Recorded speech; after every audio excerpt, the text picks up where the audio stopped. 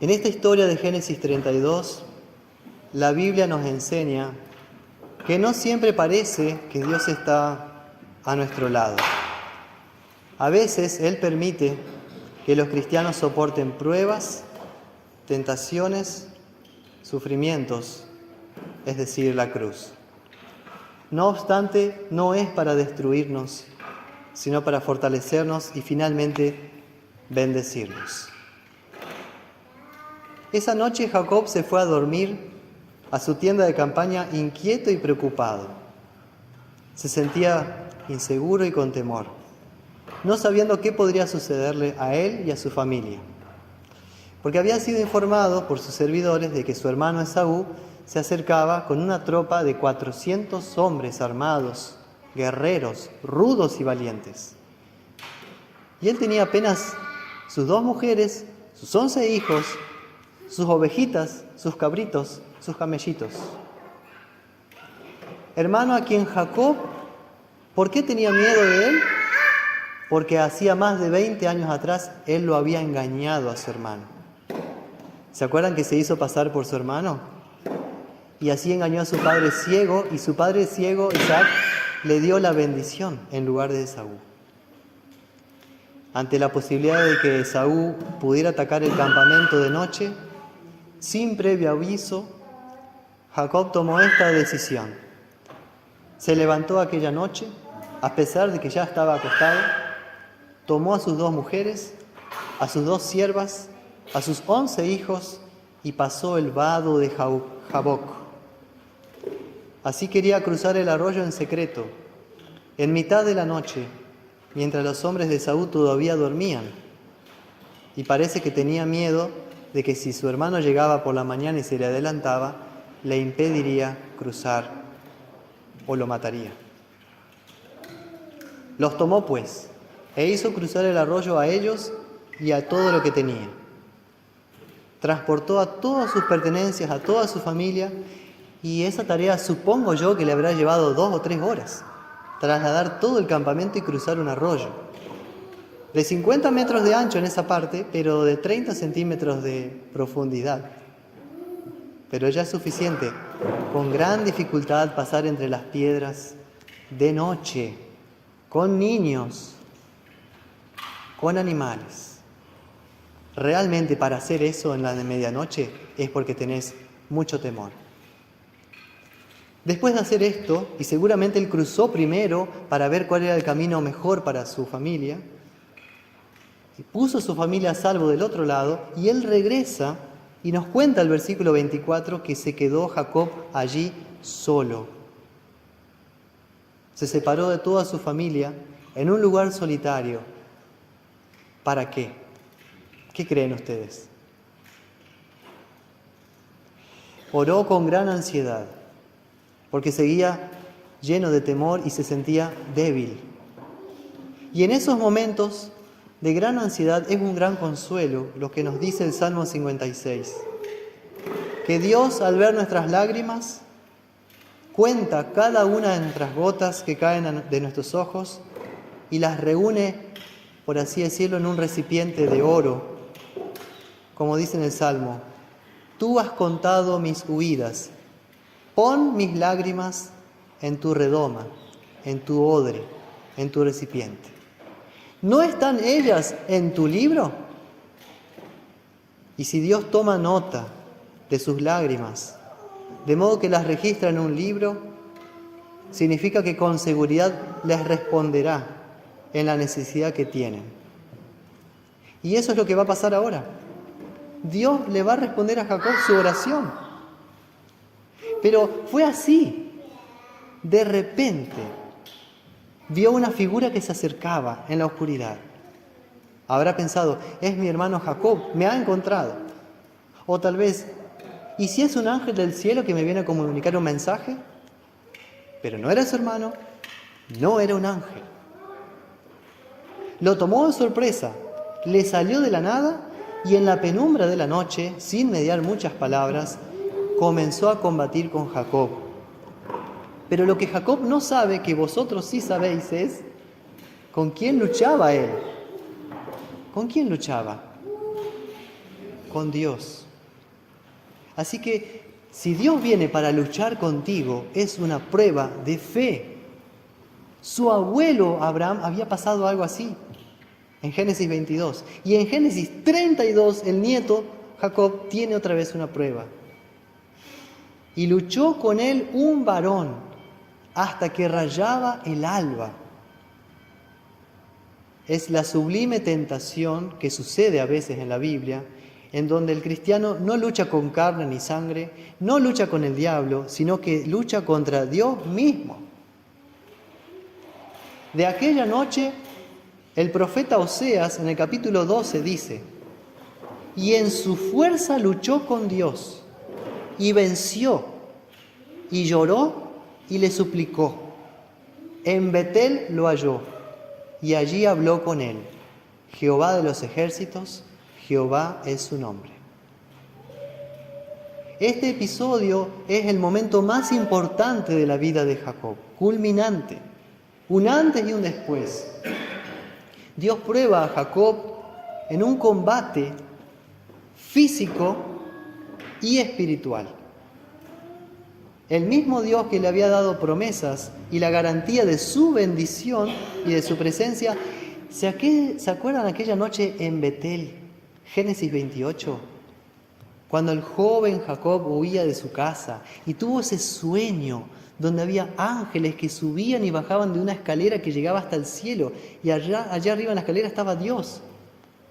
Y Dios en ese sueño le bendijo y le prometió que volvería a aquella tierra que ahora él está luchando ahí.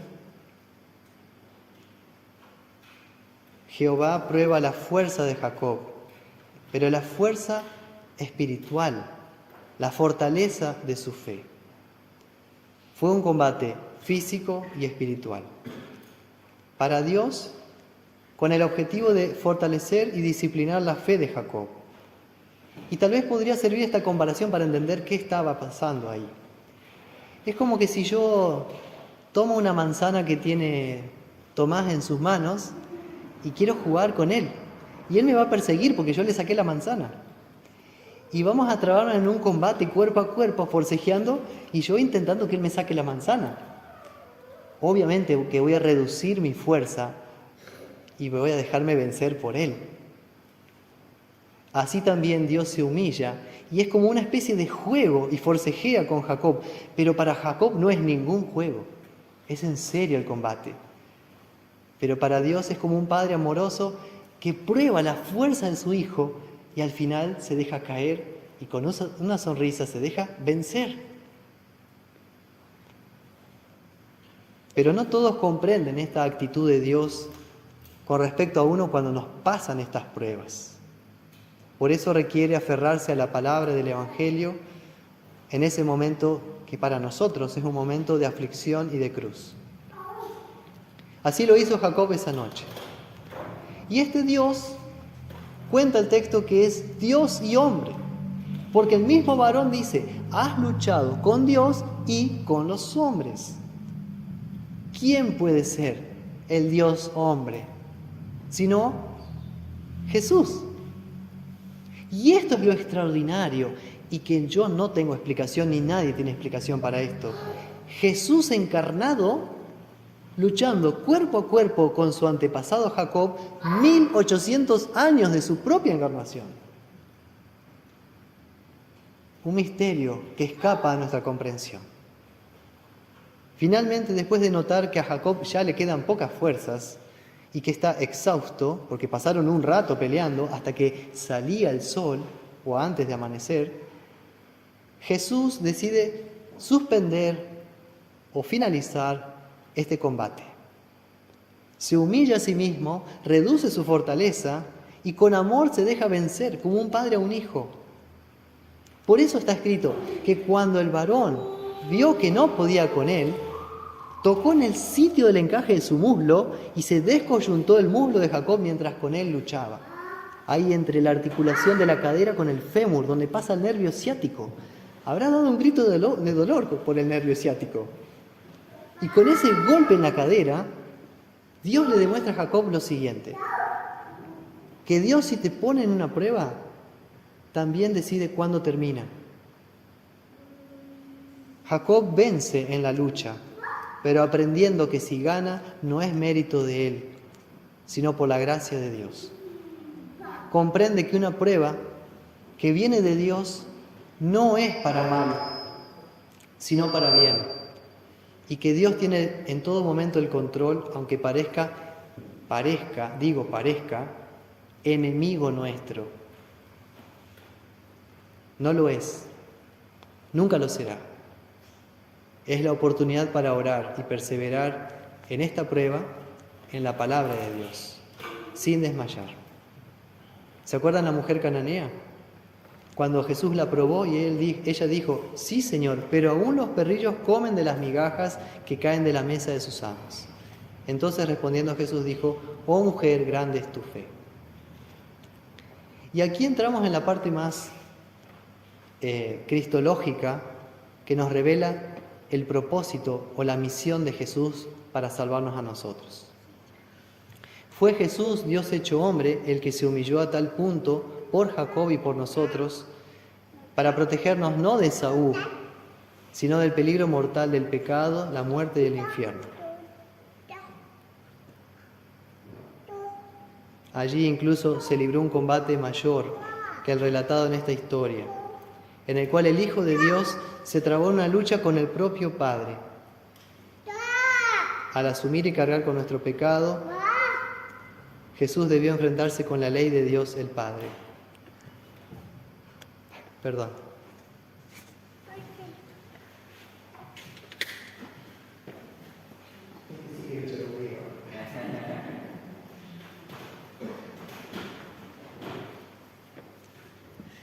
Cuando el niño insiste tanto, al final, ¿qué hacemos? Bueno, ese es el combate de la fe que Dios espera. Nuestras súplicas a Dios son escuchadas por Él, aunque demore o se tarde en responder. Pero ahora pasando a lo que quiero decir es, hubo una lucha tremenda entre Dios Hijo y Dios Padre en aquel madero de la cruz. Jesús sabía que para que nosotros recibamos la bendición del Padre, Él debía ocupar nuestro lugar y morir. Y la diferencia entre esta historia y la de la pasión de Cristo es que en la pasión de Cristo Jesús muere. Acá Jacob vive. Jesús es condenado como maldito, pero para que Jacob sea bendecido y nosotros también. Jesús fue en aquel combate desfigurado, golpeado y desamparado.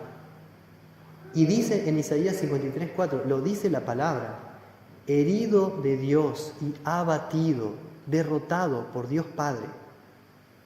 Y el nombre Jacob tiene un bello significado evangélico. Jacob es el que suplanta, el que reemplaza. Y verdaderamente Jesús es el Jacob definitivo, el que fue nuestro reemplazo y sustituto en aquella cruz. Y como tal, debía recibir el castigo de Dios en nuestro lugar, como nuestro suplantador, como nuestro verdadero Jacob. Sufrir los embates de la ira divina por los pecados nuestros. No abrió su boca, sino que como cordero fue llevado al matadero, porque está escrito, Jehová cargó en él el pecado de todos nosotros. Y es gracias a este combate extraordinario que Jesús nos libertó. Nos libró por su pasión, muerte y resurrección, para que tengamos la victoria definitiva también sobre la muerte, Satanás y el infierno. Y también para que pasemos del miedo a la esperanza, de la noche al día, de la muerte a la vida eterna. Y San Pablo resume todo esto en Gálatas 3:14 cuando dice, todo esto sucedió para que la bendición que Dios prometió a Abraham, a Isaac, a Jacob y a todos nosotros, alcance también por medio de la fe en Cristo Jesús a los no judíos, y para que por medio de la fe recibiéramos la promesa del Espíritu. También está relatado o anticipado aquí la Pascua, porque el combate termina al rayar el alba, al amanecer. Y Jesús le dice, déjame porque sale el sol. Y Jacob le respondió, no te dejaré si no me bendices. Seguramente se habrá aferrado literalmente a los brazos de Jesús. Y esto es tan lindo. Aferrados a Jesús, tenemos la bendición. Aferrados a Él. En nuestra oscuridad, como cantábamos, enciende la llama de tu amor, Señor. Y ahí le bendijo. Jacob quiere saber el nombre de él. Y lo esquiva Jesús. Dice, ¿por qué quieres saber mi nombre? Y lo bendice. Finalmente, se va a Jesús y como recuerdo de aquel momento en su vida, marca el lugar, tal vez con alguna piedra, y llama a ese lugar Peniel, que significa rostro de Dios. Y está explicado por qué Peniel.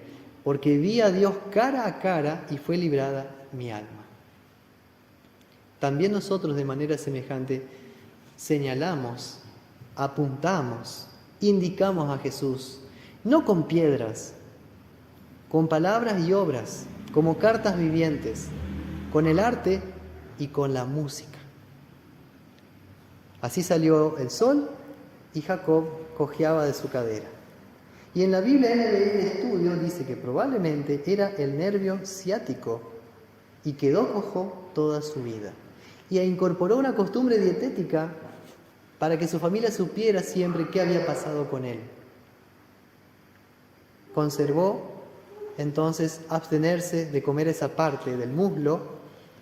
Conservó también Israel esa práctica dietética como recordatorio perpetuo de este misterioso encuentro de Dios con Jacob. Amén.